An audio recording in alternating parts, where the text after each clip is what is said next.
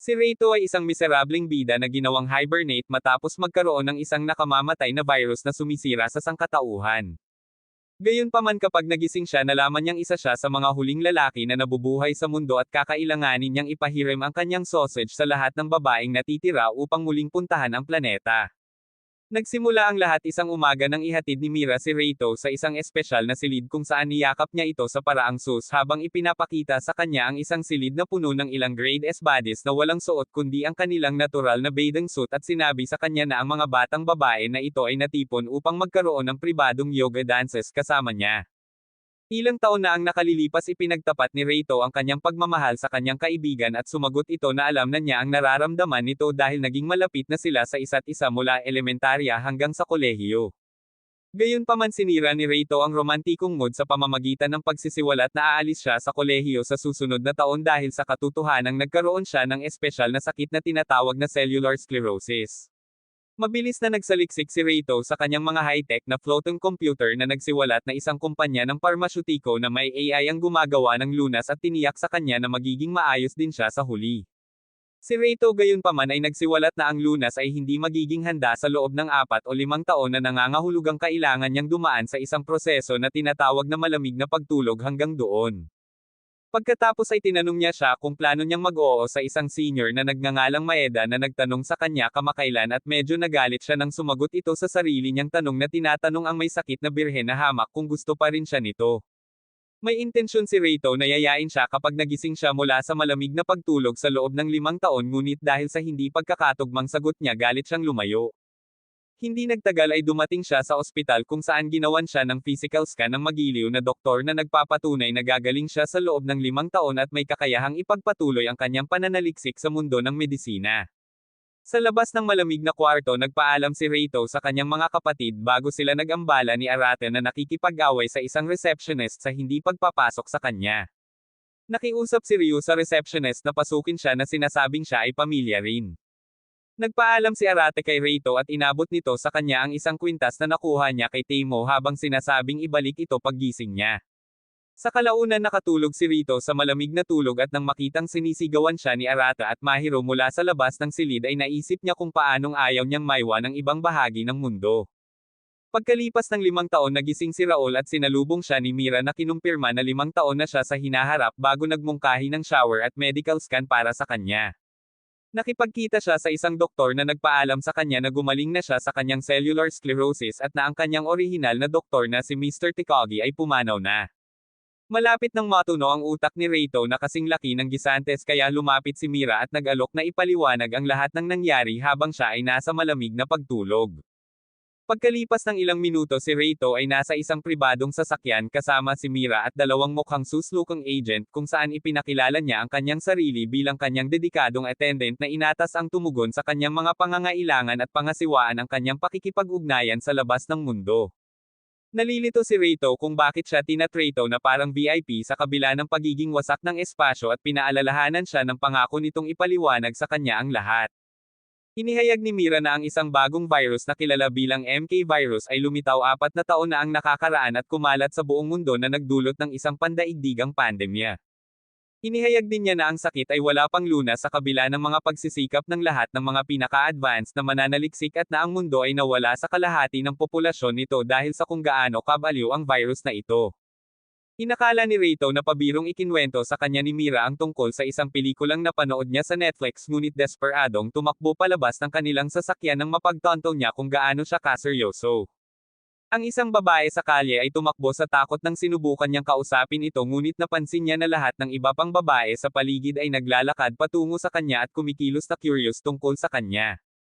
Nagsimula ang virgin instincts ni Reito kaya tumakbo siya palayo sa ibang bahagi ng kalye kung saan nagpakita si Mira at isiniwalat na ang MK virus ay isang virus na nakakaapekto lamang sa mga lalaki na nagpapahiwatig na ang kasalukuyang mundo ay binubuo lamang ng mga babae. Ibinunyag din niya na kakaunti na lang ang natitira sa mundo at galit na tinanong ni Reito kung paano siya nabubuhay pa. Ipinaliwanag niya na ang kanyang kaligtasan sa MK virus ay malamang na may kinalaman sa paggamot para sa kanyang karamdaman at ipinahayag na ang 5 lalaki na nakaligtas sa virus ay ang pinakamahalagang mapagkukunan sa mundo. Noon lang sinubukan siyang sugurin ng isang random na babae ngunit napigilan siya ng isa sa mga ahente ni Mira na kinuha siya gamit ang isang stun gun. Pagkatapos ay lumuhad si Mira at nakiusap kay Reito na maging top aero doktor at gym instructor sa pinakamaraming kababaihan sa mundo hanggat kaya niya upang iligtas ang mundo. Pagkaraan ng ilang sandali ipinakita ni Mira kay Reito ang isang dokumentaryo tungkol sa MK virus at muli siyang sinabihan na magkaroon ng maraming anak hanggat maaari upang maiwasang maubos ang sangkatauhan. Sinubukan niyang maglabas ng iba pang mga alternatibo ngunit sinabi ni Mira na lahat sila ay nabigo pagkatapos masuri at ibinunyag na ang isa pang lalaking nakaligtas sa virus na nagngangalang Koi Uji ay natamba na ang isang babaeng may hindi pa isinisilang na bata na tinawag niyang Humanity's Hope. Sinubukan ni Reito na umuwi ngunit tumanggi ito at binigyan siya ng listahan ng mga hotties na mapagpipilian. Tumanggi pa ring sumunod ang tanga kaya nagpasya siyang hikayatin siya ng isang pamilyar sa kanya na nauwi sa pagiging mahiro. Nagyakapan ng magkapatid bago pumunta kay Rio na ngayon ay nasa malamig na pagtulog at nagpasya si Reito na gagawin niya ang lahat para mailigtas ang kanyang kuya. Sa kanilang paglabas tinanong ni Reito ang tungkol kay Irate kaya isiniwalat ni Mahiro na 3 taon na siyang nawawala at kahit ang kanyang ina ay hindi siya mahawakan. Sinubukan ni Mira na ipaliwanag na maaaring nasangkot siya sa ilang makulimlim na negosyo dahil ang mundo ay hindi matatag ngunit hindi pinaniwalaan ni Reito ang mga ito habang sinusubukan niyang tawagan si Irate.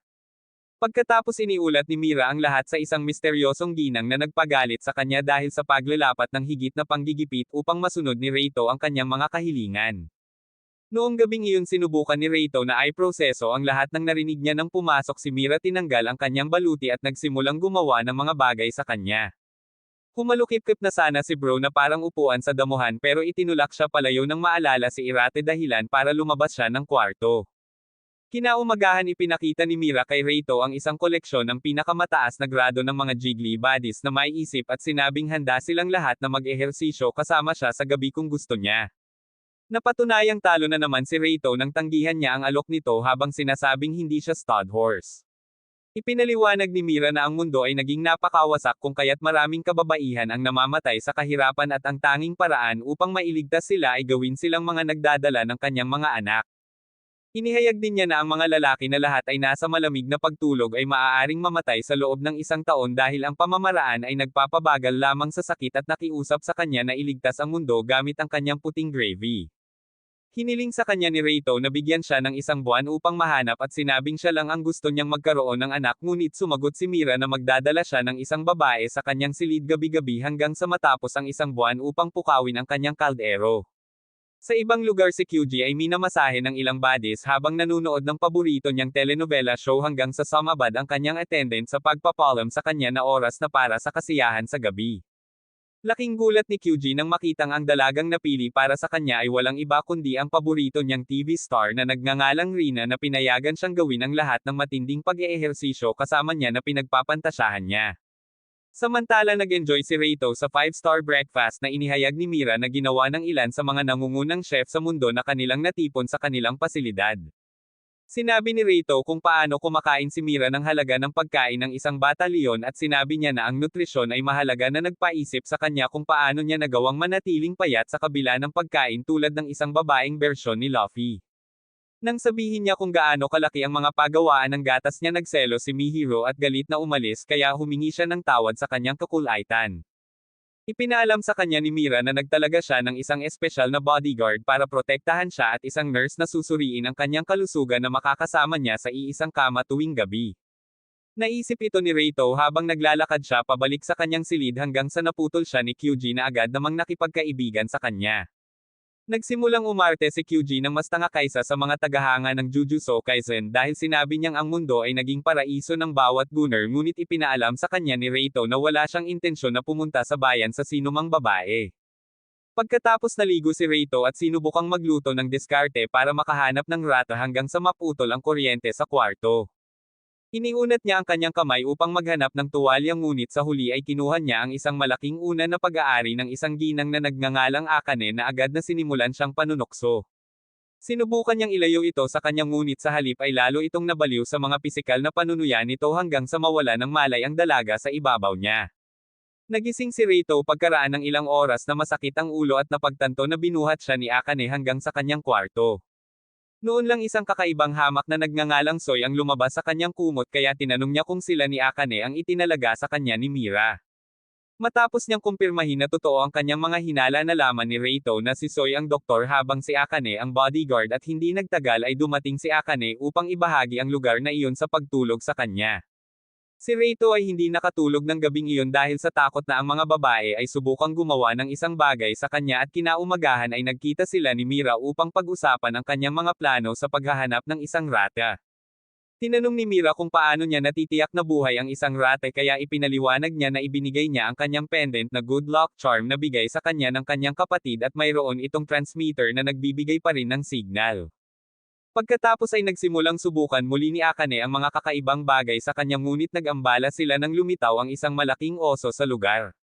Nang sisingilin sila ng oso tumalon si Reito at iniligtas si Soy ngunit nasugatan ng mga kuko ng oso sa proseso. Hinimok niya sina Akane at Mira na tumakas ngunit galit na hiniling ni Akane kay Soy na gawin ang kanyang trabaho kaya ang mababang buhok na berdeng buhok ay naghatid ng isang brutal na sipa ng palakol na nagpatalsik sa halimaw. Hindi makapaniwala si Reito sa kanyang nakita kaya ipinaliwanag ni Akane na si Soy talaga ang bodyguard at pinalambot niya ang kanyang nasugatan na braso sa paraang napagtanto niya na siya ang personal na nurse. Pagkatapos sinigawan ni Mira ang incompetent staff na hindi kayang pigilan ang oso at dinala si Reito sa dating lab ng isang rate sa pasilidad ng medikal na mukhang nasira matapos ang isang misteryosong magnanakaw ay nakawin ang lahat ng kanyang pananaliksik ilang taon na ang nakakaraan. Tinanong ni Reito kung ano ang kanyang sinasaliksik kaya ipinahayag ni Mira na tinitingnan niya ang MK virus at gumagawa ng mga bakuna para sa sakit kasama ng iba pang nangungunang mga medikal na mananaliksik. Natagpuan niya ang isang larawan mula sa kanilang pagkabata sa sahig at naalala ang isang pagkakataon na nalaman ng isang nakababatang rate na ang kanyang aso ay may sakit na walang lunas at nanumpa na siya ay magiging isang doktor na makakaisip ng lunas para sa lahat ng pinakamalupit na sakit sa mundo. Kahit noon pa man si Reito ang pinakasimple kaya sinabi niya sa kanya na magiging doktor din siya dahil gusto niyang tulungan siyang makahanap ng lunas para sa kanyang aso.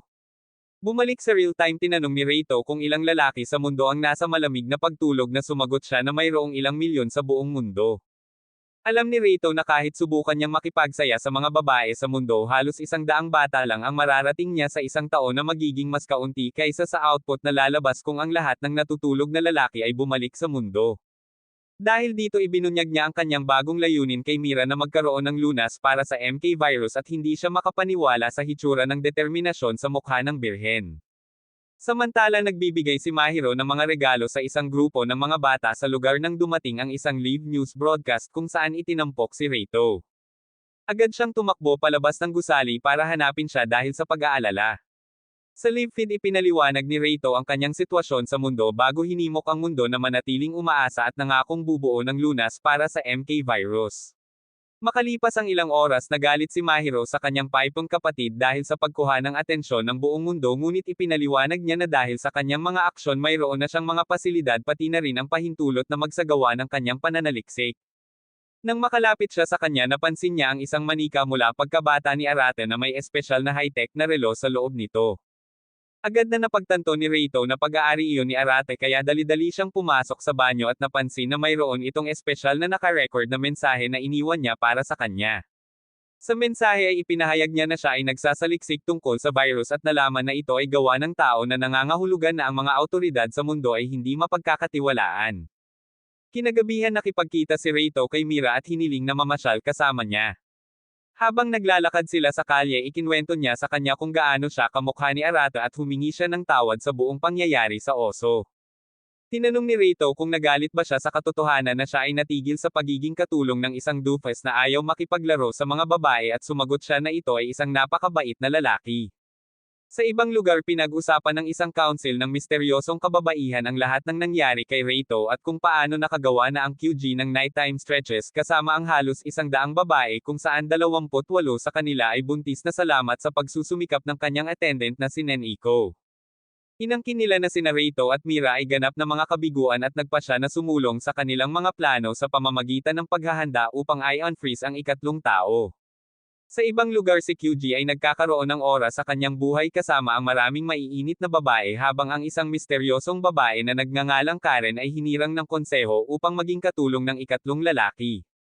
5 taon na ang nakalilipas ang isang batang doofus na nagngangalang Shote ay inaapi at iniinsulto ng isang grupo ng mga mag-aaral na tinatawag na Takamatsu Group para sa mapagmahal na anime at mga idol na babae. Sinubukan nila siyang i-pressure na makipaglaro sa kanyang sarili sa harap nila ngunit tumanggi siya kaya tinakpan nila siya ng dumi. Napilitan si Shote na maglakad-lakad sa paligid ng school habang nakatingin at amoy asong walang bahay at lahat kasama ang mga dati niyang kaibigan ay tumanggi na makipag-usap sa kanya para siyang tulala dahil sinimulan lang siyang pantirya ng mga bully pagkatapos niyang subukang iligtas ang isa pang dweeb na nabubuli ngunit ang lalaki ay nauwi sa pagiging ungrateful twerp na hindi siya pinansin tulad ng iba. Tumugtog siya ng piano at sinabi sa kanyang guro na nagngangalang Yuzuki ang lahat ng tungkol sa kanyang mga problema kaya sinabi niya ang ilang mga salita upang aliwin siya bago niya napansin na siya ay may sakit. Nang pumunta siya sa ospital ibinunyag ng doktor na siya ay may cellular sclerosis at nabigla siya nang marinig ito. Kinabukasan ay inanunsyo ni Yuzuki sa klase na siya ay aalis sa paaralan dahil sa kanyang karamdaman ngunit ang mga mag-aaral ay walang pakialam habang sila ay umalis nang hindi siya binibigyan ng higit na pagpapagaling. Pagkatapos pumasok si Shote sa isa sa kanyang mga bully na gumagawa ng ilang matinding akrobatika kasama ang isa pang estudyante na nagngangalang Erika sa mga palumpong kaya agad nilang sinimulan siyang bugbugin at pinaulanan siya ng mga insulto. Sa kanyang kama ng gabing iyon natuwa si Shote sa katotohanang hindi na siya makakakita ng mga douchebag na tulad nila ngunit kalaunan ay napaluha siya habang iniisip kung bakit siya ang dapat na ilagay sa impyerno. Noon lang ay nakatanggap siya ng tawag mula sa kanyang kapatid na babae na naglabas ng katotohanan na ang kanilang mga magulang ay palaging abala sa pag-aalaga sa kanila at tinanong siya tungkol sa kanyang kalagayan. Nagkaroon ng maayos na pag-uusap ang dalawa at tila masaya muli ang buhay para kay Shirato hanggang sa oras na para siya ay ilagay sa malamig na silid ng pagtulog. Kinumpirma niya sa mga doktor na walang pupunta upang makita siya at habang nakapikit siya hinihiling niya na ang mundo ay maging isang mas magandang lugar para sa kanya pagkagising niya. Pagkalipas ng 5 taon nagising si Shoto mula sa kanyang pagkakatulog nang makita si Karen na naghagis ng confetti at binabati siya dahil nakaligtas sa kanyang sakit. Ipinakilala niya ang kanyang sarili bilang kanyang attendant at sinabing oras na para sa kanya na sariwain ang kanyang mga taon sa high school na may buong kasiyahan sa pagkakataong ito. Ipinakita niya sa kanya ang kanyang silid at sinabi sa kanya na ito ay malaki at maluwang dahil ito ay orihinal na dinisenyo para sa 2 tao. Tinanong niya ang UW kung saan ang kumpanyang kasalukuyang kumokontrol sa mundo kaya ibinunyag niya na sila ang nagpadala sa kanya upang maging kanyang attendant. Naisip ni Shote na siya na ngayon na karamihan sa mga lalaki sa mundo ay nasa ilalim ng 6 na talampakan. Pero tinanong niya ito kung siya na lang ba talaga ang natitirang lalaki sa mundo. Sinabi ni Karen na may isang dakot ng mga lalaki na nabubuhay pa kasama ang kanyang ama. Ngunit nang tanungin niya ang tungkol sa kanyang kapatid na babae na orihinal na nakatira sa Amerika kasama ang kanyang ina sinabi nito na hindi niya makumpirma ang kanilang status dahil limitado ang pakikipag-ugnayan ng UW sa labas ng mundo. Ipinaalam niya sa kanya na papayagan lamang siyang pumasok sa paaralan at inaalok na asikasuhin ang anumang mga pangangailangan niya. Kinabukasan ay pumasok sila sa paaralan at si Shote ay nawala sa pag-iisip habang sinusubukan niyang i-proseso ang lahat ng narinig niya tungkol sa mundo sa ngayon. Natutuwa siya na wala ng buhay ang mga hamak na nambo-bully sa kanya ngunit napansin niyang kakaiba ang kilos ng mga babae sa paligid sa kanya. Pagkatapos ng klase dinala siya ni Karen upang makita si Yuzuki na agad siyang niyakap at ipinahayag ang kanyang kaligayahan sa katotohanang nakaligtas siya sa kanyang sakit. Binigyan ni Karen si Yuzuki ng kakaibang senyales habang papalabas ng kwarto at kasunod ng kanilang plano inimbitahan ni Yuzuki si Shote sa kanyang dorm room ng gabing iyon. Sa panahon ng palakasan iniisip ni Shote ang tungkol sa pakikipagtagpo niya kay Yuzuki nang magpakita si Karen at sinimulang i-advertise sa kanya ang lahat ng STR body sa kanilang paaralan. Kasama nila ang batang babae na nakaupo sa harap niya sa klase na nagngangalang Shanka isang mayamang babae sa lungsod na nagngangalang Natsu isang eksperto sa volleyball ng G-Cup na nagngangalang Tudo at isang loudmouth loli na nagngangalang Shifuyo. Sinabi niya sa kanya na muli siyang nakatalikod at nag-udyok sa kanya na lumapit sa bawat isa sa kanila. Nang gabing iyon pumasok si Shote sa dorm room ni Yuzuki kung saan agad siyang nadisarmahan nang makita ang kanyang curvy sensei sa kanyang nighttime outfit. Sinimulan niya ang ilang maliit na usapan bago pinatay ang mga ilaw at hinalikan siya bilang gantimpala sa pagkatalo ng kanyang karamdaman. Hindi nagtagal at naging isang eksena sa Game of Thrones nang pumaibabaw siya sa kanya at hiniling na ipaubaya sa kanya ang lahat. Pakiramdam ni Shota ay bumaba siya sa lupain ng mga engkanto habang papunta siya sa bayan at kalaunan ay ipinakita niya sa kanya ang kanyang pagkalalaki sa pamamagitan ng paggawa din ng ilang power move sa kanya. Binati niya ito nang matapos sila sa pag-eehersisyo at si Karen na nakinig mula sa likod ng pinto ay nasiyahan sa kinalabasan nito. Kinabukasan sa klase hindi mapigilan ni Shote na isipin ang masasayang oras na kasama niya si Yuzuki hanggang sa magambala siya kay Natsu na nagsimulang magtanong sa kanya tungkol sa uri ng mga babae na gusto niya. Ipinakita niya sa kanya ang isang pagganap ng kanyang paboritong idolo at nagsimula silang maging magkaibigan hanggang sa dumating si Shifuyo at pinag-usapan kung paano siya naging mas fan ng mga idolo. Pumasok si Shote sa gym ng paaralan kung saan nakita niya si Tudo na nagpapakita ng kanyang mga piling tao sa volleyball at inakusahan ni Shifuyo na tinitigan ang kanyang napakalaking melon. Dahil sa selos hinamon ni Shanka si Tudo sa isang laban at pumayag siya nang makita niyang nakatitig si Shote sa kanila. Pinasabog ni Tudo ang bola ng sobrang lakas kaya bumangon ito sa mga kamay ni Shifuyo at pinasabog si Shote sa mukha. Pagkaraan ng ilang sandali nakipagkita si Shote kay Yuzuki na gumamot sa kanyang mga sugat at tinanong kung masaya ba siya sa nakaraang gabi. Natutuwa daw siya na ginawa niya ito sa kanya at inamin niya na hindi mapigilan ng puso niya ang pagdurugo sa kanya simula noong gabing iyon. Tinanong niya kung alam niya ang isang panlilinlang na makakapagpagaling sa kanya kaya agad niyang sinimulan ang paglalaro ng kanyang mga kanya ng kasing lakas ng kanyang makakaya. Sa ibang lugar pinuri ng isang ahente mula sa UW si Karen para sa mga pagsisikap at nanatiling determinado si Karen na huwag magpatalo sa pagdalo ni Kyuji at Reito. Mula noon na humaling sina Shota at Yuzuki sa isa't isa at ilang beses nilang ginagawa ang kanilang oras ng paglalaro sa paaralan sa araw at sa gabi ay magkakaroon sila ng romantikong oras sa silid ni Shota. Isang umaga ipinaalam ni Yuzuki kay Shote na walang pasok sa araw na iyon at inanyayahan siyang magpalipis ng araw na kasama niya ngunit ang nasa isip lang niya ay kung gaano kaganda ang hubog ng kanyang katawan. Niyakap niya ito mula sa likod bilang nais niyang magkatuluyan sila at hinalikan siya nito bago nagmungkahi na bumalik sila sa kama. Makalipas ang ilang araw kinaladkad ni Karen si Shote sa pool area kung saan inanunsyo niya sa mga babae na sasali siya sa paglangoy sa araw na iyon.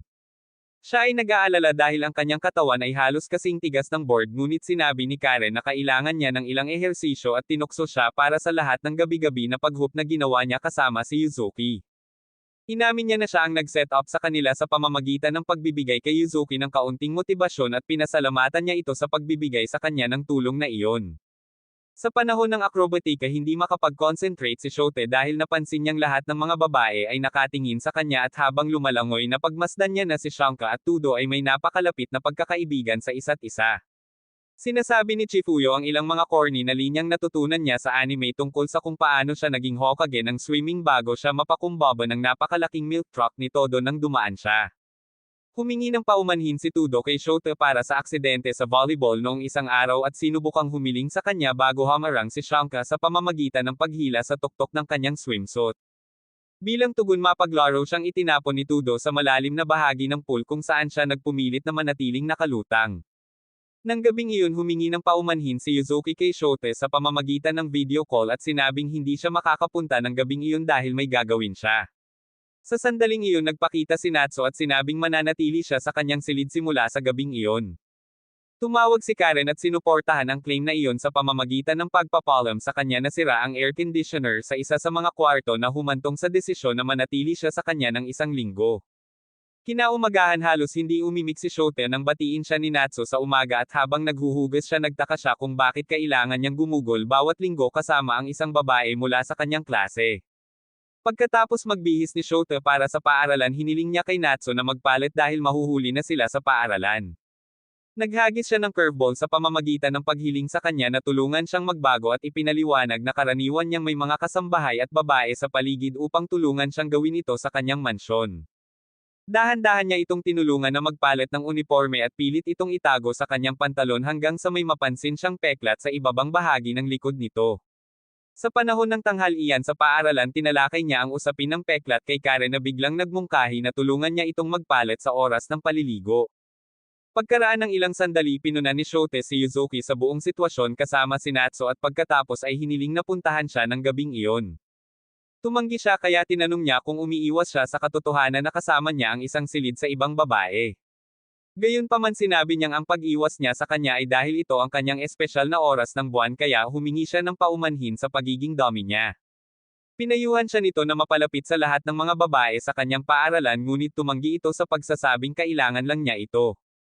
Nang maglaon ng gabing iyon nahirapan si Shote na makatulog at inisip kung nagustuhan siya ni Natsu sa isang espesyal na paraan ngunit pagkatapos ay naghagis siya ng isa pang curveball sa pamamagitan ng pagtatapat na hindi siya makatulog maliban kung mayroon siyang ibang umaaliw sa kanya sa parehong kama. Bilang isang supreme simp si Shote ay sumunod sa kanyang mga hinihingi na tumabi sa kanya at sinabi niya sa kanya kung paano ang peklat sa kanyang ibabang likod ay isang bagay na mayroon siya mula pa noong siya ay maliit. Isinalaysay niya kung paano siya nakatakdang pakasalan pagkatapos ng high school sa isang lalaking hindi niya gusto dahil sa negosyo ng kanyang ama ngunit sa huli kapwa ang kanyang ama at ang magiging asawa ay hindi nabuhay ng MK virus. Inisip niya ang kanyang sarili bilang isang masamang tao dahil sa pagiging masaya na nagkaroon ng epekto ang virus at pagkatapos ay ipinagtapat na mahal niya si Shoto mula pa noong una niya itong makita. Maaari niyang aminin na masaya siya tungkol sa kung ano ang mundo at nagbahagi sila ng halik na humantong sa ilang matinding aksyon sa pagitan nila. Sa panahon ng gawa na bigla siya sa kung gaano siya katapangan at sa kalaunan ay naging baliw ang mga bagay na gumawa siya ng kakaibang tunog. Humingi siya ng paumanhin sa kanya para dito ngunit hindi niya ito pinansin at dahil mas naging sukdulan ang kanilang sayaw sinabi ni Natsu na masaya siya na nakasama niya ito. Makalipas ang ilang araw nanood si Rito ng kakaibang palabas na ginawa nila tungkol sa kanya sa TV at tinanong kung nakakakuha ba ito ng demands kaya ipinaalam sa kanya ni Mira na halos buong bansa ang nanunood ng palabas na iyon. Nagtanong siya tungkol kay Mihiro kaya ipinahayag ni Mira na gumugugol siya ng maraming oras sa refugee area ng lungsod. Alam niyang maaaring masaktan si Mihiro kapag nalaman ng mga tao na siya ang kapatid ng isa sa mga huling lalaki sa mundo kaya nagpasya siyang sabihin sa kanya na ihinto ang pagbisita sa lugar na iyon ng madalas. Pagkatapos nakipagkita siya kay QG na nagpakita sa kanya ng isang MRI scan at ipinaalam sa kanya na malapit na siyang maging ama bago makipaglokohan sa kanya ng kaunti. Samantala nakipag-ugnay si Shote kay Yuzuki at sinubukang humingi ng tawad sa pagiging masaya niya kasama si Natsu ngunit sinabi ni Yuzuki na okay lang dahil pagmamay-ari siya ng lahat at hindi lang sa kanya. Tinanong niya kung ano ang ibig niyang sabihin kaya sinabi niya sa kanya na tanungin si Karen habang umiiyak siya pagkalipas ng ilang oras tinanong ni Shote si Karen kung may iba pang lalaki kaysa sa kanya na nakaligtas sa MK virus. Matapos niyang kumpirmahin na mayroon inakusahan niya ang mga ito ng pagsasagawa ng isang paraan ng eksperimento kung saan ginamit nila ang mga batang babae upang panatilihing maganda ang kanyang kalooban habang kumukuha sila ng data mula sa kanya. Sinubukan niyang kumbansihin siya na iwanan ang mga babae ngunit pinutol siya nito sa pamamagitan ng pagmumungkahi na bumalik sila sa klase. Sa klase ibinunyag ni Karen na ang paaralan ay nilikha para sa kanya upang magsaya sa pinakamaraming babae hanggat maaari at kinumpirma na walang sinuman sa mga babae ang napipilitin dahil lahat sila ay gustong makasama siya. Bilang patunay sinabi niya sa lahat ng mga batang babae na ibunyag ang kanilang mga pukana para sa kanya at ginawa nila ito ng walang pag-aalinlangan kaya pinayuhan niya itong kunin ang kanyang lason. Samantala tinalakay ng makulimlim na mga tao sa UW kung paano naging maayos ang mga bagay-bagay kay Shote at nagpasya silang tanggalin si Mira sa posisyon bilang personal na attendant ni Reito. Pagkalipas ng ilang araw si Reito ay nasa kanyang lab na nadidismaya sa maraming mga pag-urong na kinakaharap niya sa kanyang paghahanap ng lunas para sa MK virus nang makasalubong niya ang isang maluwag na damit na babae na nagngangalang Maria na nabigla ng mapagtanto na siya ay isang lalaki. Makalipas ang ilang oras nagpapa-autograph siya sa ilan sa kanyang mga babaeng tagahanga nang lumitaw ang isang kakaibang ginang na nagngangalang Rhea at inakusahan siya ng pagiging weirdo. Pinilit niyang i-proseso ang kanyang mga maput na pahayag bago tumawag mula kay Mira na nagpaalam sa kanya na hindi na siya ang kanyang katulong. Pumasok si Reito sa kanyang opisina hinihiling na malaman kung bakit siya na-dismiss ngunit nakilala niya ang dalawang ahente ng UW na nagpakilala kay Maria at Rhea bilang kanyang mga bagong attendant. Tinanong niya kung ano ang nangyayari kaya ipinaliwanag ng dalawang ahente na binigyan siya ng dalawang attendant dahil sumikat siya sa buong mundo. Pagkatapos ay isiniwalat nila na si Maria ay isang researcher na tutulong sa kanya sa kanyang pananaliksik at si Rhea ay isang citizens relations officer na ang trabaho ay makipag-ugnayan sa mga tao sa ngalan ng UW. Pagkaalis ni Mira nagbuntong hininga si Reito tungkol sa kung paanong ayaw niyang pumunta siya kaya ipinaalam nila sa kanya na maaari lamang siyang manatili bilang isang posibleng kasama sa sayaw sa gabi ngunit hindi isang personal na attendant. Pag-alis nila sinabi ni Rhea na kasalanan niya kung bakit nawalan ng trabaho si Mira dahil nabigo siyang makipag-good time sa sinumang babae. Ipinaalam din niya sa kanya na hihigpitan niya ang ilan sa kanyang mga kalayaan kung patuloy niyang iiwasan ang kanyang mga responsibilidad bilang lalaki at nangatuwiran siya na hindi ito patas. Pagkalipas ng ilang minuto nakipagkita si Rhea kay Mira at sinubukang suruan si Reito sa pamamagitan ng pagtawag sa kanya ng isang walang kwentang basura na nakikita lamang ang mga babae bilang mga kasangkapan ngunit mahigpit na hindi sumang-ayon si Mira sa kanya bago umalis. Si Reito ay nasa isang umaandar na bus kasama ang kanyang squad at sinabi ni Maria na sila ay patungo sa isang mainit na bukal sa isang lungsod na pinangalanang Kemen City upang makipagkita sa isang mahalagang mananaliksik ng virus ng MK sa lugar. Labis na natuwa si Reito sa impormasyong ito kaya napatigil siya sa kanyang kinauupuan na naging sanhi ng pagbuhos ng ilang inumin kay Maria. Humingi ito ng tawad sa kanya mula sa labas ng ladies' room habang nagpalit siya at ipinagtapat niya na palagi siyang natatakot sa kanyang paligid dahil hindi siya sanay sa mga lalaki. Inilabas niya ang katotohanan na nag-aral siya ng virology at tinanong siya kung paano niya naisip ang virus. Bilang tugon nagsimula siyang magsalita tungkol sa mga teorya patungkol sa pinagmulan ng mga virus at ipinahiwatig na ang virus na ito ay maaaring umiral na ilang taon na ang nakalipas at nahayag lamang sa kasalukuyang panahon. Napansin ni Reito na bigla siyang naging napakadaldal at nagtanong siya tungkol sa posibilidad na gawa ng tao ang virus na naging dahilan ng pag-usisa niya kaya lumabas siya na may hindi kumpletong baluti. Nagulat siya sa kanyang hitsura at bigla ang pagbabago ng karakter ngunit isiniwalat niya na ang Kemen City ang lugar kung saan natuklasan ang unang biktima ng virus. Sa kalaunan ay nakarating sila sa resort kung saan nag-e-enjoy si Reito sa isang open-air bath experience hanggang sa lumakad ang mga babae sa pool. Sinubukan niyang gawin ang disenteng bagay sa pamamagitan ng paglalakad ngunit hinayla siya ni Akane pabalik at hiniling na hugasan ang kanyang likod. Tinanggihan niya ang kanyang alok kaya hiniling niya sa kanya na hugasan ang kanilang mga likod. Isa-isang hinugasan ni Reito ang likod ng lahat ng mga babae hanggang sa makarating ito kay Akane na nagsabing kailangan niyang gawin ito gamit ang kanyang mga kamay dahil sobrang sensitibo ang balat nito at kalaunan ay tumakbo si Reito nang masyadong uminit ang mga bagay para sa kanya. Kinabukasan ay nakipagkita sila sa asawa ng unang biktima ng MK virus na nagngangalang Taniguchi at tinanong kung ano ang ginagawa ng kanyang asawa nang siya ay nahawa ng virus. Gayunpaman galit na tumanggi ang matandang hag na sumagot sa kanila dahil sa kung gaano kalupit ang hitsura ng kanyang autopsy at sinabi niyang galit siya sa mga doktor. Tinanong ni Reito kung ano ang kailangan niyang gawin upang makuha ang kanyang tiwala ngunit wala siyang interes na tulungan sila kaya sinabi niya sa kanila na magsisiksikan. Sa kanilang paglabas ipinaalam ni Maria kay Reito na ang MK virus ay lumilitaw sa maraming lugar sa buong mundo ng sabay-sabay at sinabi sa kanya ang ilang mga teorya tungkol sa kung paano ito pinaniniwalaang nagmula. Sinabi niya na ang asawa ni Taniguchi ang unang biktima ng sakit sa Japan at walang nakakaalam ng anumang bagay tungkol sa kanyang kinaroroonan o mga aktibidad sa punto ng pagkakaroon ng sakit dahil hindi siya gumamit ng anumang uri ng teknolohiya.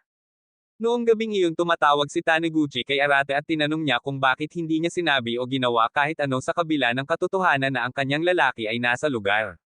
Kinabukasan sinubukan siyang kumbansihin ni Reito na tulungan silang muli ngunit tumanggi siyang makipagtulungan hanggang sa isiniwalat ni Rie na si Reito ay hindi pa nakikibahagi sa anumang matinding aktibidad sa sinumang babae. Hiniling niya na mag-isa siya sa silid at tinanong kung bakit hindi na lang niya kinuha ang carrot na ikinakaway sa kanyang mukha at sa halip ay piniling dumaan sa hirap ng pagsisikap na gamutin ang virus. Sinabi sa kanya ni Reito na mayroon siyang isang batang babae na mahal niya at nadama niya na ang pagsisikap na gamutin ang mundo ng virus ay ang kanyang paraan ng pananagutan sa pagtanggi na muling puntahan ang mundo mismo. Ilang sandali pa pumasok si Reito sa steam room ng hot spring upang magtago sa ilang estudyanteng dumaraan ngunit may isang kakaibang babae ang lumitaw at nagbanta na sumigaw kapag sinubukan niyang umalis. Nagpasya siyang makipaglaro sa kanya kung saan kasama niya ang pagtatago ng kanyang sikreto kung aalis muna siya sa sauna ngunit kailangang gumawa ng pabor si Reito para sa kanya kung susuko muna siya. Sa kanilang maliit na labanan sa init ipinakilala niya ang kanyang sarili bilang isang exchange student mula sa Amerika na nagmamahal sa Japan na nagngangalang Chloe at hiniling sa kanya na bigyang kasiyahan ang kanyang wildest desires sa kanya. Nilabanan ni Reito ang kanyang mga tukso at kalaunan ay tumindi ang init kaya siya nahimatay. Dinala niya siya sa kanilang resort kung saan muli niya itong bina-blackmail sa pamamagitan ng pagpapakain sa kanya ng ilang droga gamit ang bibig sa bibig at ang iba pang mga babae ay hindi makapaniwala sa kanilang mga mata nang makita nila ang eksena. Pagkaraan ng ilang oras nakipagkita si Taniguchi kay Mira ng pribado at tinanong siya tungkol kay Reito. Sinabi ni Mira na siya ay makasarili dahil tumanggi siyang subukang ibalik ang mundo sa sinumang babae dahil sa kanyang desisyon na magsaliksik, ngunit sinabi niyang naniniwala siya na mayroon siyang sapat na paninindigan upang iligtas ang mundo. Nang makabalik si Reito, tinanong ni Taniguchi kung magkakaroon ba siya ng mga anak sa sinuman sa paligid, ngunit sumagot si Reito na sinadya lang niyang gawin ito kay Hirata kaya pumayag siyang pag-usapan ang tungkol sa kanyang asawa. Noong gabing iyon, isang misteryosong lalaki ang pumasok sa kanyang kwarto at tinurukan siya ng kakaibang substance na nagtulala sa kanyang kalagayan. Sa kabutihang palad, nakipag-ayos siya sa isa sa mga nurse upang matiyak na nakuha ni Reito ang isang lumang larawan niya kasama ang kanyang asawa at pinasalamatan niya ang mga ito para sa kanilang tulong habang siya ay umalis kasama ang mga babae. Makalipas ang ilang araw, dumating sila sa isang ospital kung saan ibinunyag ni Mira na ang klinika kung saan na-admit ang asawa ni Taniguchi pagkatapos niyang makuha ang virus. Habang naglalakad sila, napansin nilang tuluyan na itong inabandona at natakot si Soy kaya nagsimula siyang magmakaawa na bumalik sa bahay. Tumingin sila sa paligid ng gusali at napansin ni Reito na ang lugar ay isang refugee camp kaya tinanong niya kung ang mga tao sa UW ay nagmamalasakit lamang sa mga taong nakatira sa gitna ng lungsod. Sumagot si Maria na ginagawa nila ang kanilang makakaya upang buhayin ang mga lalaking nasa malamig na pagtulog at sila ay nag-ambala ng tunog ng kulog na nagpalubog sa sarili ni Soy sa takot.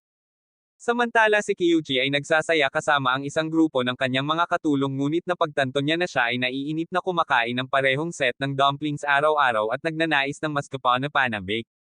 Nakipagkita si Akane kay Reyes sa paligan at ikinwento kung paano nagbago ang mga record ng medikal ni Taniguchi sa paraang walang katuturan na nagpapahiwatig na siya ay nalason ng isang tao.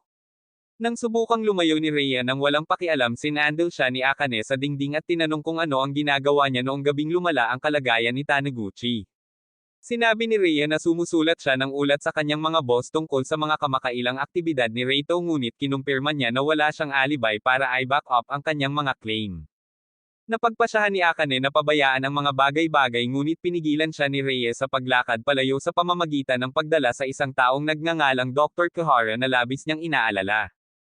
Kinabukasan, ibinalik ni Rhea ang litrato ni Taniguchi kay Reito habang pauwi at tinitigan niya ito habang nagtataka kung bakit gusto niyang magkaroon siya ng maalikabok na matandang mag-asawa. Noon lang may narinig na ring si Reito sa kanyang telepono, ngunit bago niya ito maasikaso, inagaw ni Rhea ang kanyang atensyon sa pamamagitan ng pag-alala kung paano naka-enroll ang isang paaralan sa lugar na pinangalan ng Kimen City West kung saan naka-enroll ang kanyang napakatalino na kapatid na babae. Samantala si Kyuji ay nagmaneho sa paligid ng lungsod kasama si Minako at nasasabik siya sa katotohanan na kailangan niyang pumili ng isang babae mula sa labas. Inutusan niya silang ihinto ang sasakyan nang mapansin niyang naglalakad si Mihiro sa tabi ng kalsada at sinabing gusto niyang mag-ehersisyo kasama siya dahil mahal niya ang ngiti nito. Sa ibang lugar, inilapit ni Reito ang imahe ni Taniguchi sa espesyal na relo na nakuha niya mula sa manika ni Irade na naging sanhi ng pag-pop up ng imahe. Napansin ni Reito na ang larawan ay naglalaman ng maraming sensitibong impormasyon tungkol sa MK virus kaya nagtaka siya kung paano nakuha ng matandang hag ang kanyang mga kamay dito. Napagtanto niya na itinatago niya ang impormasyong iyon mula sa UW at naging mas determinado siyang gumawa ng lunas gamit ang impormasyong nakuha niya mula sa kanya. Nang muli siyang sumama sa squad, nag-alala siya dahil hindi na niya alam kung sino ang mapagkakatiwalaan niya.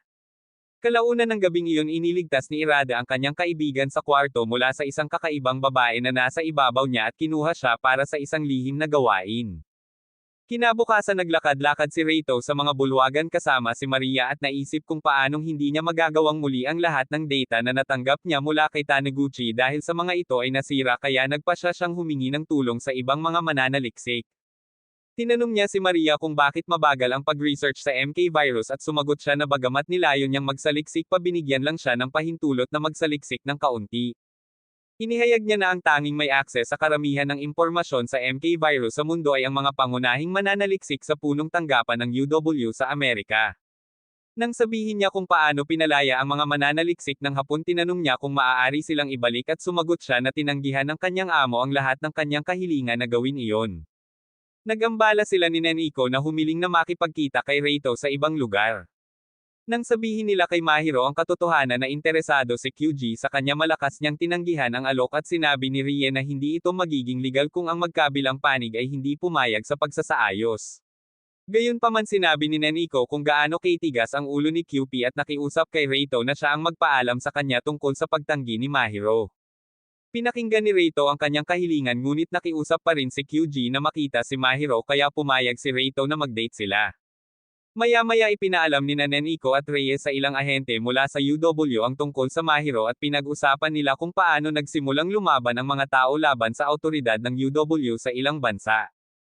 Nagtalo sila tungkol sa bagay na ito ng ilang minuto hanggang sa nag-alok si Rhea ng solusyon sa kanilang mga problema na gamitin si Reito para mamigay ng mga rasyon upang mapatahimik ang mga tao. Sumang-ayon sila sa ideya ngunit sinabi sa kanya na tiyaking mahigpit ang seguridad.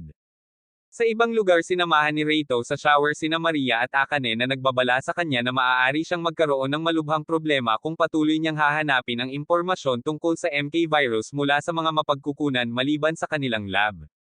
Ipinaliwanag niya kung paanong ang lahat ng mga pinaka-promising na virologist ay sunod-sunod na naglalaho at napagtanto ni Reito na ito rin ang dahilan ng pagkawala ni Arata. Inihayag ni Maria na ang pinuno ng sangay ng UW sa Japan na nagngangalang Kahara ay ang kanyang ina na hiwalayan ang kanyang ama noong siya ay maliit pa. Nagpakita si Rhea at pinutol sila kaya nilero ito ni Akane na parang tinuturuan nila si Rizzo ng ilang secret stretching techniques para lokohin siya. Nang umalis si Reyes sinabi ni Akane na pumayag si Reito na bisitahin ang mga refugee area at mamigay ng mga rasyon para mapasaya ang mga tao na sa tingin niya ay isang magandang ideya. Pagkalipas ng ilang oras nagkita sina Reito, Akane, Maria at Soy sa isang hideout na inihanda nila sa refugee area kung saan napansin ni Maria na maaari niyang ma-access ang mga panlabas na network na nakablock sa loob ng UW. Habang ipinamahagi ni Reito ang mga rasyon, isang sniper ang naghanda na kunin siya bago ang babae ni Rhea ay nagbaliktad at kinuha siya sa halip. Ipinaalam niya kay Rhea na hindi siya makakakuha ng ID mula sa mamamatay tao ngunit mayroon siyang ibang mga ahente na naka-standby upang kunin ang sinumang iba pang maaaring lumitaw.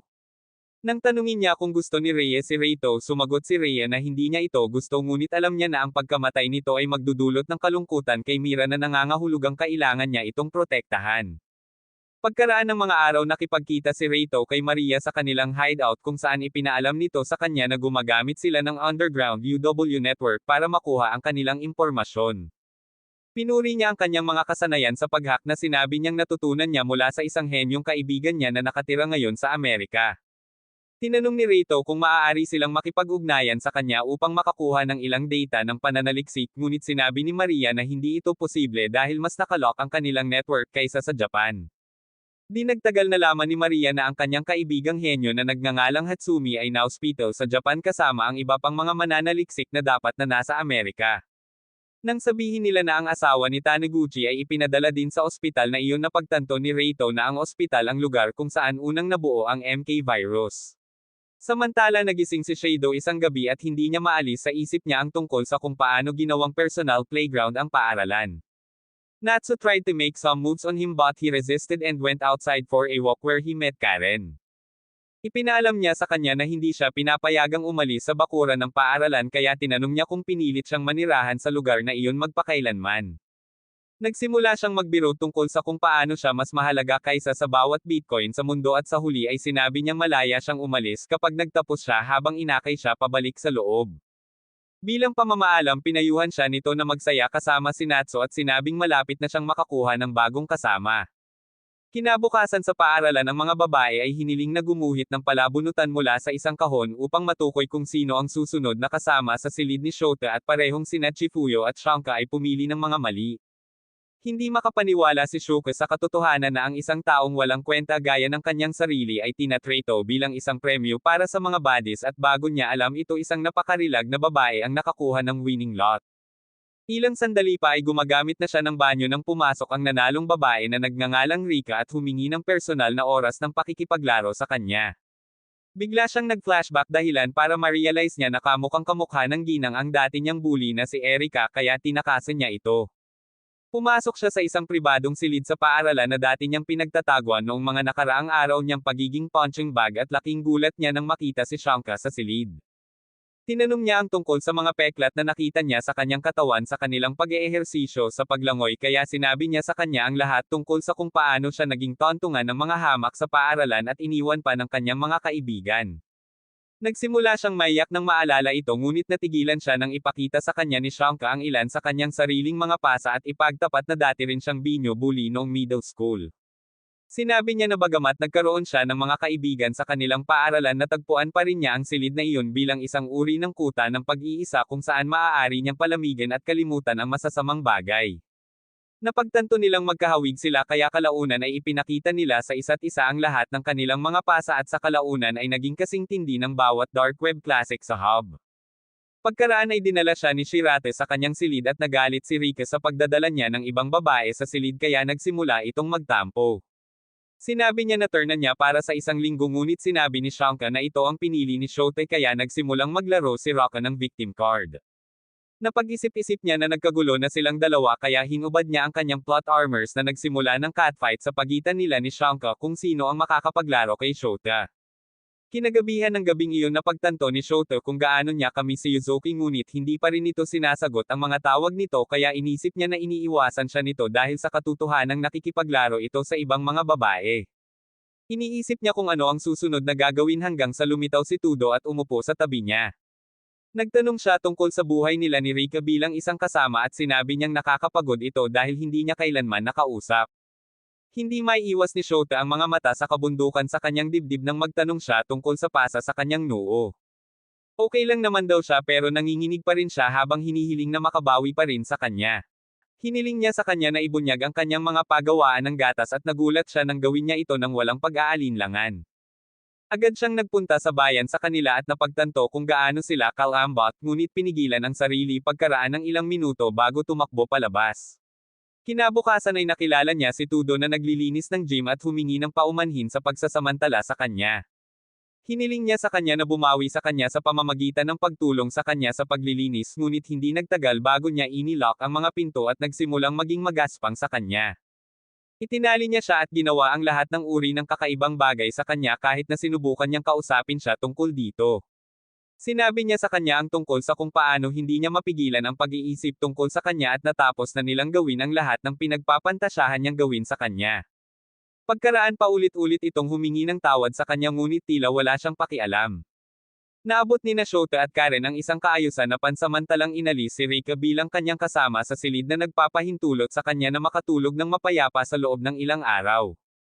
Isang araw sa klase inihayag ni Karen sa klase ang isa sa mga babae sa klase na itatalaga kay Shota araw-araw pansamantala at pinili niya si Rika na maging unang babae. Ipinaliwanag niya na ang tungkulin ng babae ay asikasuhin ang kanyang mga pangangailangan at ang dahilan kung bakit ang mga babae ay lumipat araw-araw kaysa lingguhan ay dahil gusto niyang mas mapalapit siya sa bawat babae sa paaralan sa mas mabilis na bilis. Dagdag pa niya kailangan niyang bigyan ng morning kiss ang nakatalagang babae bilang gantimpala sa pag-aalaga sa kanya ngunit tumanggi siyang gawin iyon nang dumating si Rika para dito. Napansin ni Karen na nahihiya siya kaya't hiniling niya ang iba sa klase na umiwas ng tingin habang hinahalikan siya ni Rika. Malapit nang mag-overdrive ang kanyang utak na kasing laki ng mint at sinubukan niyang tumakbo ngunit natisod siya sa isa sa mga mesa at nahulog. Napansin ni Karen na sumakit ang kamay niya kaya dinala siya nito sa nurse's office kung saan nagpa siya ang nurse na bigyan siya ng full body scan.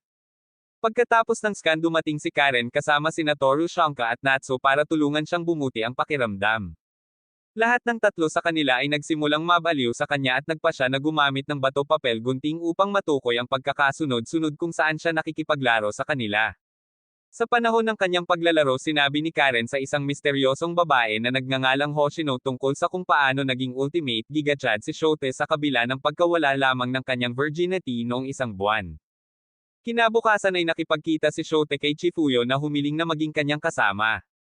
Nang tanungin niya kung bakit siya nagustuhan mukha niya iyon at tumawa siya ng malakas dahil alam niyang mukha siyang baliw na unggoy. Mabait din daw itong lalaki na tumitingin sa kanyang mga kaklase kaya hinalikan niya ito sa noo at nagpasalamat. Sinabi rin niya sa kanya na magpatubo ng isang maayos na pares ng mga melon at ito ang nagpagalit sa kanya kaya sinigawan siya nito at tumakbo palayo. Nang gabing iyon dinala ni Karen kay Shota ang ilang balita tungkol sa paglilipat ni Yuzuki ng mga paaralan sa loob ng 2 taon at lubos siyang nalungkot nang marinig ito. Binetukan siya nito dahil sa galit ngunit siniguro niya sa kanya na makikita siya nito sa lalong madaling panahon. Kinabukasan ipinaalam sa kanya ni Karen na isang random na babae ang itinalaga sa kanya sa kanilang klase at agad siyang naging komportable sa kanya. Sa wakas ay napagtanto niya kung gaano kahanga-hanga na maaari niyang makuha ang sinuman sa mga batang babae na gusto niya kaya sinamantala niya ang pagkakataon tuwing gabi. Isang umaga inanunsyo ni Karen na isang transfer student ang sasama sa kanila at laking gulat ni Shota nang makitang ito ay isang babae na nagngangalang Shian. Noong dating school days ni Shota si Shian ang beauty queen ng school nila at maraming lalaki ang nahihirapang paniwalaan na wala siyang boyfriend. Isang araw nang si Takamatsu at ang kanyang mga lalaki ay sinisipa si Shota na parang bola ng soccer naglakad si Shian sa lugar kasama ang kanyang mga kaibigan at tumatawa habang minamaliit siya. Sa kasalukuyang araw nasa bubong si Shota at nag-iisip ng dumaan si Shian at nakiusap sa kanya na tulungan siyang makamit ang kanyang pangarap na maging isang entertainer. Tinanong ni Shota kung sinabi nila sa kanya ang tungkol sa paaralan at nang sabihin niyang oo hiniling niya sa kanya na tanggalin ang lahat ng kanyang baluti. Natarante siya sa sinabi nito kaya't lumayo siya ng walang pakialam at sinabing wala siyang balak tulungan siya pagkatapos ng ginawa nito sa kanya. Nakipagkita si Shian kina Shanka at Natsu at nagtanong sa kanila tungkol sa mga bagay na nagustuhan ni Shota ngunit marahas na sinagot ni Natsu sa pagsasabing hindi niya ito ituturing na kaklase. Pagkatapos nilang lumayo dumating si Tudo at sinabi kay Shian kung paano magkaribal ang bawat babae sa kanilang klase ngunit sinabing si Shian ang tanging exception kaya naman tumanggi din siyang tulungan siya. Tinanong ni Shota kung bakit siya dinala ni Karen sa paaralan sa kabila ng katotohanan na hindi siya angkop kaya ipinaliwanag niya na nakiusap si Shian na idagdag siya sa paaralan upang madagdagan ang kanyang layunin na maging susunod na Sabrina Carpenter. Siya ay nagpatuloy sa pamamagitan ng pagsisiwalat na ang pangangailangan para sa mga idolo at artista ay nasa kanal mula nang mapuksa ng MK virus ang mga lalaki na siyang dahilan kung bakit mahirap para sa mga aspiring entertainer tulad ni Shian na lumabas. Pagkatapos ay dumating si Karen sa punto sa pamamagitan ng paghiling kay Shota na gumawa ng isang pribadong sesyon ng pag-eehersisyo kasama niya upang makilala siya ng mga direktor ng UW at makuha ang karera ng kanyang mga pangarap. Dapat ay naunawaan na niya sa wakas kung bakit siya naging desperado ngunit nag-aalala pa rin siya dahil sa katotohanan na nag-aalala lamang siya tungkol sa pagiging isang entertainer at hindi talaga siya gusto.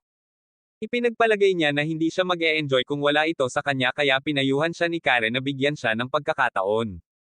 Pinasuot ni Karen si Shian ng mga kompromiso na damit sa klase para mapasama si Shuseida sa kanya at kalaunan ay inimbitahan niya ito sa bubong para sa isang magandang panahon. Sa bubong ipinangako sa kanya ni Shota na kakausapin niya ang mga executive ng UW pagkatapos ng kanilang masasayang oras at ibibigay sa kanya ang trabahong gusto niya ngunit itinakda na may ilang random na babae mula sa klase ang kailangang manood sa kanila. Sa wakas ay napagtanto niya na sinisikap niyang ipahiya siya sa parehong paraan na ginawa niya noon sa kanya ngunit hindi siya nagpigil habang siya ay nagkomando sa kanya habang ang mga babae ay nanunood sa takot. Nang gabing iyon sinabi ni Shuseida kay Karen na nag-e-enjoy siya sa pag-aaral kaya nagpasya siyang dalhin ang karanasan nito sa susunod na antas sa pamamagitan ng paghiling sa kanya na subukan ang isang bagay na hindi pa niya nasubukan noon. Bilang tugon nagbiro si Shuseida tungkol sa pagkakaroon ng magandang panahon kasama si Karen bago humiling na magdala siya ng isang tao partikular sa kanilang paaralan. Sa ibang lugar si Reito at ang kumpanya ay naguguluhan tungkol sa kanilang mga bagong natuklasan tungkol sa ospital kung saan nagmula ang MK virus at iminungkahi niya na kailangan nilang puntahan ang lugar na may lihim na layunin na muling likhain ang data na nakuha niya mula kay Arata. Pagkalipas ng ilang araw tinulungan ni Shota ang nurse ng paaralan na gumawa ng ilang mga sukat at inihayag niya na ang layunin nito ay upang payagan siyang makakuha ng magandang layout ng kanilang mga figure ng katawan.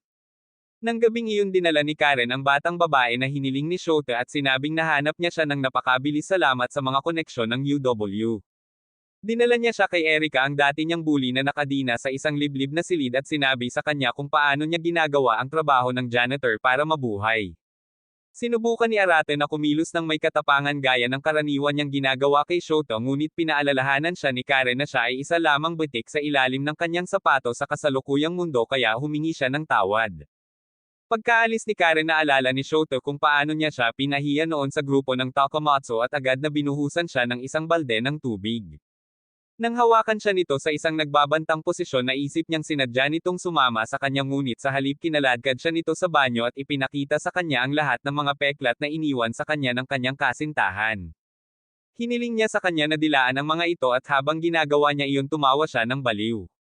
Samantala iniulat ni Karen ang lahat ng nangyayari sa isang ahente ng UW at pinag-usapan nila ang iba't ibang makapangyarihang tao sa mundo na malapit ng kumilos.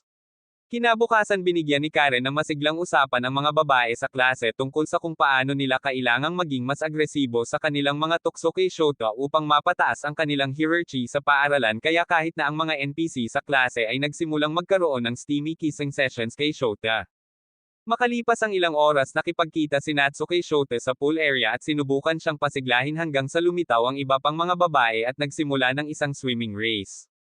Habang nagkakaroon ng swimming race ang iba sa klase nakaisip si Natsu ng kakaibang paraan ng pakikipag-bonding kina Shota at Tudo na kalaunan ay humantong sa ilang wrestling sa ilalim ng dagat sa pagitan nila. Nang maglaon ng gabing iyon nasiyahan si Shota sa kal-iwan ng ilan pang mga batang babae at naisip niya kung paano niya gustong magtagal ang pangarap na buhay na kinabubuhayan niya. Kinabukasan pumili siya ng isang inosenteng loli sa kanyang klase upang magsaya sa gabing iyon at laking gulat ng dalaga nang makitang nakadina si Erika sa sahig ng kanyang kwarto. Upang magdagdag ng asin sa pinsala ginawang katatawanan ni Shota si Erika at ang kanyang dating kasintahan hanggang sa tuluyang nag-crash out ito at sinabihan siyang bawiin ito dahil 5 taon na ang nakalipas.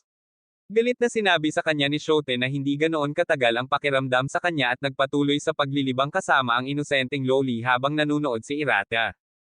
Nang maglaon ng gabing iyon nagising si Shota nang makitang humihingi ng droga si Irata ngunit ibinigay niya ito sa kanya sa pinaka nakakahiyang paraan na posible bago matulog. Pagkalipas ng ilang araw isang opisyal mula sa Estados Unidos ang nasa eroplano papuntang Japan at tinatalakay ang plano ng kanyang ahensya na dalhin si Reito sa US kasama si Chloe na kanyang superior at pinayuhan siya ni Chloe na manatiling matalas. Tinalakay sila ng mga opisyal ng UW sa Japan sa kanilang opisina at kinilala nila ang ahente bilang Mansfield mula sa Peacekeeping Activities Bureau na isang organisasyon na sumusubaybay sa mga potensyal na banta sa pamumuno ng UW. Sa ibang lugar nakilala ni Shota ang batang babae na nakatalaga sa kanya sa isang tiyak na araw at natigilan siya pagkatapos niyang imbitahan siya sa kanyang silid at sumagot siya na ito ang kanyang espesyal na oras ng buwan. Kinagabihan ng gabing iyon ang batang babae mula sa klase ni Shota ay tumawag kay Irate na nagpaalam sa kanya na ang World HQ Messenger ay papunta na nangangahulugan na ang kanilang plano ay malapit ng magkabisa. Kinabukasan naglaro si Shota sa paligid ni Natsu Tido at Shanka sa dorm bath ng babae at sa kalaunan ay naging matindi ang kanilang saya kaya lahat sila ay gumagawa ng kakaibang ingay. Pagkatapos nagpakita si Rika at hiniling na magkaroon ng sarili niyang kaunting sweet time kay Shota kaya ipinakita niya sa kanya ang lahat ng matinding martial arts move sa kanyang arsenal na nagpapahayag din ng kanyang kasiyahan ng malakas. Sa kalaunan ay naging ultimate gigachad si Shota dahil naging masaya siya sa sinumang babae na gusto niya sa bawat bahagi ng paaralan kabilang ang library, opisina ng NARS at maging sa klase. Kasabay nito binisita ni Reito at ng kanyang squad ang abandonadong ospital mula sa kanilang pananaliksik kung saan nag-alala si Reito na baka sila ay binabantayan ng mga awtoridad ng UW ngunit ipinagkibit-balikat ito ni Akane dahil sinabi niyang kailangan nilang tuklasin ang ospital na iyon upang matuklasan ang ilang mahahalagang sikreto. Dinasarmahan niya ito sa pamamagitan ng pagtatanong kung ano ang nararamdaman niya para kay Mira at sumagot ito na sa tingin niya ay isang kahangahangang tao ito na naging dahilan ng panunokso niya sa kanyang pagiging birhen. Matapos mag-goof ng kaunti hanggang ay lumipat ng mas malalim sa ospital at natuklasan ang isang air duct na sapat na malaki upang mapaunlakan ang isang katawan ng tao. Samantala ang ahente ng US ay nakipagkita kay Dr. Kahara at ipinaalam sa kanya na hindi siya si Mansfield kundi ang katulong ni Mansfield. Sinabi niya na ang tunay na Mansfield ay nasa isang napakahalagang lugar at agad na napagtanto ni Kahara kung saan niya ibig sabihin. Kasabay nito gumapang si Reito at ang kanyang mga barkada sa mga air duct ngunit sila ay sobra sa timbang at hindi maayos kung kaya't sila ay nahulog mula dito at sa isang stack ng mga kahon. Doon ay nakilala nila ang teknikal na direktor ng UW at tinanong ni Maria ang tungkol sa kanyang mga kaibigan pati na rin ang iba pang mga mananaliksik. Sumagot ang direktor na hindi na sila aalis sa pasilidad na buhay ngayong nakita na nila ito ngunit bago pa mabulabog ang ulo ng kanyang mga kasamahan binaril sila ng ilang espesyal na sundalo. Pagkatapos ay pumasok si Chloe sa lugar at ipinakilala ang kanyang sarili bilang si Chloe Mansfield na namamahala sa Department of Peacekeeping Operations sa UW at ibinunyag na siya ay nagpapanggap na isang exchange student upang imbestigahan si Reito at ang 5 direktor ng UW sa Japan. Nang magsimulang umugong ang gusali ipinaalam sa kanila ni Chloe na ang gusali ay nilagyan ng malakas na pagsabog na nangangahulugang kailangan nilang makatakas ng mabilis. Lahat sila ay tumakbo ng mabilis hanggat maaari sa isang pribadong helicopter na inihanda ni Chloe para sa kanila habang ang gusali ay sumabog at si Reito ay hindi nasisiyahan sa katotohanan na wala silang nalaman mula sa kanilang pagbisita. Samantala ang mga babae sa klase ni Shouta ay lahat ay nagtatalo kung sino ang magkakaroon ng pribilehiyo na maging kanyang babae para sa araw na iyon kaya nakaisip siya ng isang ideya na magbibigay kasiyahan sa kanilang lahat. Kaya't inilinya niya ang lahat ng 5 sa kanila at ginawa ang lahat ng uri ng mga advanced na diskarte sa kanila habang iniisip kung paano niya nilayo na tamasahin ang bawat bahagi ng mundong ito na nakita niya bilang kanyang sariling personal na paraiso. Ginugol niya ang susunod na 2 araw sa paggawa ng matinding bagay kasama ang maraming babae ng sabay-sabay hanggang sa isang gabi nang mahuli ni Karen si Shian na sinusubukang tumakas sa paaralan at bumalik sa Tokyo. Sinigawan niya si Karen tungkol sa kung paano hindi na kailangang lumikha ng isang malaswang lugar dahil may iba pang mga paraan ng paggawa ng mga bata. Ngunit nagambala sila sa tunog ng pagsabog sa ospital. Sa helicopter tinanong ni Chloe si Reito kung siya lang ang nakaligtas at iniisip niya kung talagang hindi niya alam ang tungkol kay QG at ang iba pa habang dinadala niya ang iba pang mahiwagang bagay na napansin niya sa Japan. Sinabi ni Kahara sa natitirang lupon ng UW sa Japan tungkol sa kung paano nagsasagawa ang teknikal na direktor ng ilang malilim na pananaliksik ngunit inakusahan siya ng aide ni Chloe na nagngangalang Hope na kasangkot dito. Tinanong ni Hope si Kahara kung may iba pang nakaligtas sa MK virus maliban kay Reito kaya nagpasya siyang ipaaresto siya. Sa kasamaang palad si Hope ay nakakuha ng isang Uno reverse card habang ang mga ahente na ipinadala ni Kahara upang arestuhin sila ay nakatutok na sa kanya ang kanilang mga baril. Sinabi ng mga ahente na sinabihan sila ng isa pang miyembro ng board na nagngangalang Shoutout tungkol sa lahat ng bagay ng na pinag-isipan ni Kahara at opisyal na ipinaaresto ni Hope si Kahara at ang 2 iba pang miyembro ng board na nakatrabaho niya para sa isang grupo ng mga akusasyon kabilang ang paggawa ng MK virus hindi pinapansin ang mga utos mula sa itaas at ilegal na pagsasamantala sa mga Japanese. Bumalik sa helicopter ipinaalam ni Chloe kay Reito na ang mga direktor ng Hapon ay nagsisinungaling sa kanya sa buong panahon tungkol sa pagtulong sa kanya na makahanap ng lunas na nagpaunawa sa kanya na si Irate ay nanganganib sa pamamagitan ng pag-aaral ng MK virus. Pagkatapos ay sinabi niya ang katotohanan na ang pagbaba ng populasyon ay nagdulot ng pangkalahatang pagbaba sa ekonomiya ng bansa at sinabi na si Kahara ay nagdulot ng pagtaas ng mga gawaing terorista sa buong mundo noong ipinakilala niya sa publiko si Reito. Sinabi niya sa kanila ang pinakamalaking nakakagulat sa kanilang lahat na ngayon ay nagtatrabaho si Irate sa isang teroristang grupo na sumasalungat sa panuntunan ng UW at hindi niya maiwasang maalala kung gaano siya kasweet na babae dati. Kasabay nito bumalik si Shote sa kanyang silid at napansin niyang cute ang mukha ni Irate kapag natutulog kaya binalot niya ito ng kumot bago sila nag-ambala ng isang pagsabog sa paaralan.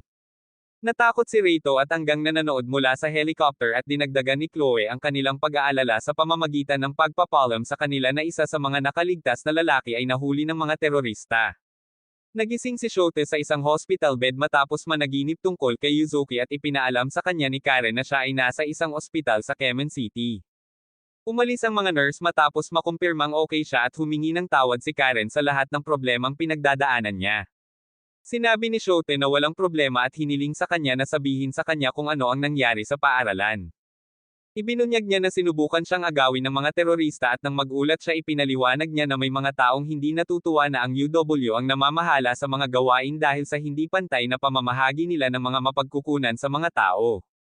Naputol ang mga ito nang bumukas ang harem ni Shote sa pintuan at niyakap siya dahil sa pag-aalala sa kanya. Noong gabing iyon nagkita sina Karen at Shote sa labas ng ospital at nag-aalala siyang baka atakihin muli sila ngunit pinawi niya ang kanyang mga alalahanin sa pamamagitan ng pagsisiwalat na may mga dekuryenteng bakod sa kanilang paligid. Sinabi niya kung paano niya pinangangalagaan si Erika sa panahon ng pagsabog at tinanong kung galit pa rin siya sa kanya at sumagot si Shote na ang kanyang mga aksyon ay batay lamang sa reflex. Binalaan niya ito na huwag nang sumubok ng anumang mga kalokohan ng Superman dahil ang kanyang katawan ay napakahalaga kaya ipinagmamalaki niya ang pagiging ang tanging tao na natitira sa mundo. Ipinaliwanag niya sa kanya na mayroong 4 na iba pang mga lalaki na lumalaban sa MK virus na lahat ay dumanas ng cellular sclerosis at agad siyang natakot na maaari nilang simulan muli siya. Pagkatapos ay sinabi sa kanya ni Karen ang tungkol sa kanyang mga plano na lumipat sa Tokyo kasama niya pagkatapos ng drama at ipinahayag ang kanyang mga pagkabigo tungkol sa kung paano ang kanilang mga kapalaran ay nasa mga kamay ng UW Messenger at ng kanyang koponan. Tinanong ni Shoto kung ano ang hinahangad niya na naging dahilan upang ipakita ni Karen ang kanyang intensyon na maging numero unong babae sa mundo. Sinabi niya na ang kanyang layunin ay medyo ligaw ngunit sumagot siya na nilayon niya na maging numero unong tao sa mundo para mangyari ito. Habang papalayo siya tinanong niya kung bakit hindi niya sinubukang kunin ang kanyang anak kaya gumamit siya ng analogy ng football habang ipinaliwanag niya na mas gusto niyang maging coach kaysa maging player sa field. Pumayag siyang tulungan siya sa kanyang mga ambisyon kaya nakipagkamay sila bilang pakikiisa hindi nila alam na ang ahente ni Arate ay nakamasid sa kanila mula sa malayo.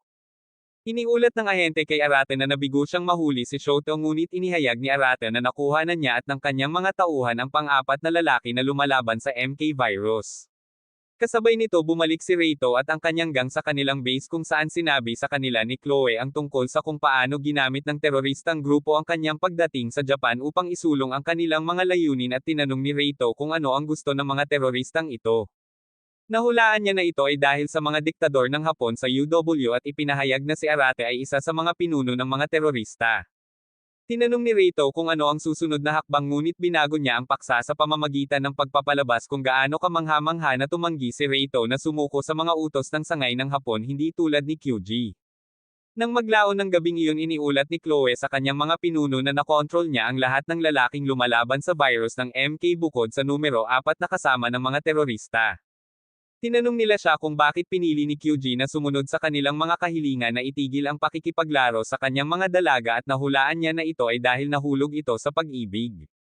Samantala si Reito ay nasa kanyang kama na nagtataka kung bakit pinili ni Arate na maging isang terorista hanggang sa makakuha siya ng isang senyales na nagpahayag ng lokasyon ng pendant ni Arate. Bago niya ito matukoy sa isang lugar sa Japan pumasok si Akane at hiniling na pag-usapan ito sa kanya sa banyo. Kasabay nito nakipagkita si Chloe kay QG at tinanong kung bakit may kasama siyang babae maliban sa kanyang attendant sa kanyang silid. Sinubukan niyang ipaliwanag na ang babaeng nagngangalang Kitayama ay kanyang kalaguyo ngunit sinabi nitong labag sa utos na panatilihin siya doon na naging dahilan ng pagtatalo nilang dalawa. Sinabi ni Akane kay Reito na hindi siya naniniwala na ang kanyang ina ang nasa likod ng MK virus dahil dati siyang masipag mabait na babae na inuuna ang trabaho kaysa sa kanyang pamilya. Naging emosyonal siya nang sabihin niya kung paano hindi dumalo ang kanyang ina sa libing ng kanyang kapatid na dahil sa katotohanan na si Kihara ay nagsusumikap upang matulungan ang mga tao sa panahon ng pandemya. Inaliw niya ito at sinabing hihilingin niya kay Chloe na gumawa ng mga plano para makapag-usap sila ni Kihara. Noon lang nagsimula si Arate ng live na broadcast kung saan ipinaliwanag niya na siya at ang kanyang squad na pinangalanang Izanami ay naglalayong palayain ang mundo mula sa pamamahala ng UW. Sinabi niya kung paano nagsisinungaling ang UW sa lahat gamit ang pang-apat na lalaki na nagngangalang Zen na ikinagulat ng lahat na makita. Ipinaliwanag niya na itinago ng mga awtoridad ng UW ang kanyang pag-iral mula sa ibang bahagi ng mundo at higit pang pinatunayan ang kanyang mga pahayag sa pamamagitan ng pagpapakita ng mga labi ng mga satellite na inabandona sa isang pabrika na naglalaman ng mataas na halaga ng MK virus. Ang presidente ng kumpanyang nasa likod ng kalamidad na ito ay isa sa mga kasalukuyang pinuno ng UW na nangangahulugang ang mga pinuno ng UW ang siyang nagpapakalat ng virus. Inangkin niya na sinusubukan ng UW na lumikha ng isang mundo na binubuo ng mga kababaihan lamang at ipinahayag na nagsasaliksik na sila ng mga paraan ng paggawa ng mga bata gamit lamang ang mga babaeng gene na nangangahulugang malapit ng maging katotohanan ang perpektong mundo ng UW. Pagkatapos ay hiniling ni Arate sa ngalan ni Izanami na ang lahat ng lalaking nakaligtas sa virus kabilang ang mga nasa malamig na pagtulog ay dapat ibigay sa kanila at pinayuhan ang lahat sa mundo na protektahan ang sinumang lalaki sa kanilang paligid sa lahat ng mga gastos. Bago niya maibigay ang sarili niyang bersyon ng talumpati ni Erwin Smith naputol ang feed at na-redirect sa UW newscaster na nagsabing kasinungalingan ang lahat ng sinabi ni Arate. Nagmamadali si Reito upang humingi ng mga sagot mula kay Chloe ngunit sinubukan niya itong i-gaslight sa paniniwalang si Arate ang masamang tao at pinilit siyang umalis gamit ang mga kakaibang taktika. Pagkatapos ay nakipag-ugnayan siya sa kanyang mga pinuno na nagpaalam sa kanya na ganap nilang na-brainwash ang lahat ng kababaihang nasa kapangyarihan at na ang kanilang plano ay maayos bago siya binalaan na mag-ingat sa paligid ng Reito. Pagkatapos ng maikling pakikipag-usap ni Akane sa kanyang Kihara pumasok siya at ang barkada sa silid ni Reito kung saan nakilala nila si Shote na ngayon ay mukhang isang bootleg na si Michael Jackson. Tila inilagay ni Karen si Shote sa isang anti-aging pod na nagbigay sa kanya ng kakayahang mapanatili ang kanyang kasalukuyang hitsura sa loob ng mga dekada at nagising siya na mukhang mas lalaki kaysa dati. Nagpakilala si Shote kay Reito at sinabi sa kanya na dati siyang nakatira sa Kemen City ngunit napilitang lumipat sa kanilang lugar pagkatapos ng pag-atake ng terorista. Tinanong ni Karen si Reito tungkol kay Chloe kaya ipinaliwanag niya na siya ay kumikilos na malilim dahil sinubukan niyang kumbansihin ang mga ito na ang Izanami Squad ay masasamang terorista ngunit mayroon din itong positibong damdamin sa kanya sa katotohanan na iniligtas nito ang kanyang buhay. Si Maria ay sumugod sa isang silid kung saan ang panginginig ni Shota at niyakap si Chifuyo na kanyang kapatid na magkalat dahil sa ginhawa na nakaligtas siya sa pag-atake ng terorista. Nagkaroon ng kaunting usapan ang mga babae bago tinanong ni Chifuyo si Maria kung nagkaroon ba siya ng kasiyahan sa gabi kasama si Reito at natarante si Maria kaya nabuhos niya ang kanyang inumin. Maya-maya ay tinanong ni Shote si Karen kung si Yuzuki ay nasa pasilidad na iyon ngunit sinabi niyang ipinadala siya sa isang lugar na ligtas pagkatapos ng pag-atake ng mga terorista na kahit ang mga pinuno ng UW ay hindi alam. Nakipagkita si Reito kay Mira sa kanyang silid at hiniling na mag-usap sa shower kung saan ligtas sila sa pandinig ng mga ahente ng UW. Doon niya ibinalita ang lahat ng nangyari kamakailan at hiniling kay Mira na samahan siya at ang iba pang grupo sa pagtakas mula sa pasilidad na iyon. Ilang minuto siyang nag-usap tungkol sa kung paano siya laging umaasa sa kanya at hiniling sa kanya na samahan siya sa pag-alam sa katotohanan sa likod ng kalagayan ng mundo. Tinanggihan ni Mira ang kanyang alok at sinabing sasama lang siya kung makikipaglaro ito sa kanya doon. Pulang-pula ang mukha ni Reito ngunit inakusahan niya ito na ayaw niyang sumama sa kanya kaya napaluha siya ng umamin na hindi niya magawa kahit gusto niya. Habang umiiyak siya naalala niya ang mga nakaraang araw noong unang beses niyang nakita si Reito habang nakakulong sa isang lab. At sinubukan ni Reito na aliwin siya gamit ang kaunting wrist niya hanggang sa magambala sila ni Hope at ng mga guard niya na pumasok sa banyo. Hiniling ni Hope na sumama sila sa kanya at sa daan ay ipinaalam niya sa kanila na ang iba pa niyang gang ay nakuha na. Sinabi niya na sasama sila sa kanya sa Amerika dahil hindi nila maaaring ipagsapalaran na mahulog siya sa mga kamay ng grupong Izanami. Ngunit nagambala sila ni Nasoy at Akane na naglabas ng mga bantay ni Hope. Pinigilan sila ni Hope sa pamamagitan ng paghawak kay Mira sa baril ngunit si Ria ay nagpakita sa tabi ni Maria sa pamamagitan ng pagpapaputok ng taser shot sa leeg ni Hope na siyang nagpatalsik sa kanya. Sa panahon ng kaguluhan nakilala ni Chloe sina Shota at Karen sa isang sala kung saan hiniling ni Karen na makipag-deal sa kanya bago humiling na makipagkita sa kanyang mga amo na tinawag na tatlong Magi. Ito ang tatlong henyo na namamahala sa UW na magkaiba ang edad at pinanggalingan ngunit magkatulad ang pagiging sobrang matalino at galit sa mga lalaki. Sinabi ni Chloe na bibigyan niya sila ng pagkakataon kung makikipagtulungan sa kanya si Shota at gumawa ng pangatlong kahilingan si Karen na kung saan ay hayaan nilang siya ang mamuno sa Japan bilang National Affairs Director ng UW. Samantala si Reito at ang mga batang babae ay nakarating sa isang liblib na silid kung saan siya muling nakasama ni Mihiro at ilang iba pang matandang kasamahan nila. Pagkatapos ng kaunting kalokohan ipinaalam ni Ria sa lahat na mananatili lamang sila sa silid na iyon hanggang sa paglubog ng araw kapag nagsimula silang lumipat sa ibang lokasyon. Nagpasalamat si Reito kay Ria sa pagtulong sa kanila pero para kay Mira daw ang ginagawa niya at hindi sa kanya. Nang gabing iyon naramdaman ni Shiro na siya ang hari ng mundo nang sabay-sabay siyang kumuha ng personal na pangangalaga mula sa lahat ng kanyang apat na babae. Pagkatapos nakipagkita siya kay Karen na nagsabi sa kanya na siya ay kumikilos na parang isang matanda. Tinanong niya ang tungkol sa tugon ni Chloe sa kanilang mga kahilingan at sinabi niyang nakabinbin pa ito bago ihayag sa kanya na nakatakas si Reito sa pasilidad. Kasabay nito dinala ni Ria si Reito at ang iba pa sa isang barko kung saan sila naghiwalay ni Mira. Nagpasalamat siya sa tulong nito at nangako itong aalagaan ang kanyang kuya Ryu kaya muli itong nagpasalamat. Nagpalitan sila ni Mira ng ilang taos-pusong pamamaalam sa isa't isa bago niya ito mahigpit na niyakap at nanumpa na babalik ito para sa kanya. Ipinakilala siya ni Akane sa ahente ni Arate na nagpaalam sa kanya na papunta sila sa Taiwan kung saan sila magkikita ni Arate na nagsabing gusto niya itong makilala. Sa barko iniisip ni Reito si Mira hanggang sa maagaw ang atensyon niya kay Maaro na inabot sa kanya ang isang cellphone na nagriring para sa kanya.